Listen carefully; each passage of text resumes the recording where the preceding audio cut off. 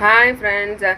ஒவ்வொரு நாளும் நம்ம தேவைக்காக வெளியே வாங்கி யூஸ் பண்ணுற பொருளை விட நம்ம ஆன்லைனில் வாங்கி யூஸ் பண்ணுற பொருள் தான் அதிகங்கிற காலகட்டத்தில் தான் வாழ்ந்துக்கிட்டு இருக்கோம்.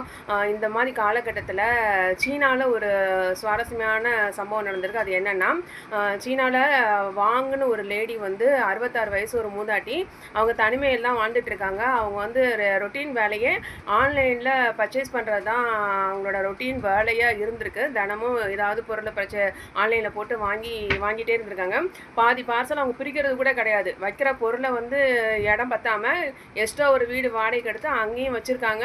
பாதி பொருள் பிரிக்காமே இருந்திருக்காங்க.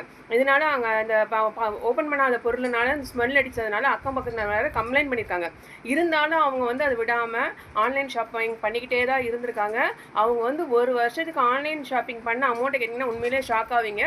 2.4 கோடி ரூபாய்க்கு ஒரு வருஷத்துக்கு அவங்க ஆன்லைன் ஷாப்பிங் பண்ணியிருக்காங்க.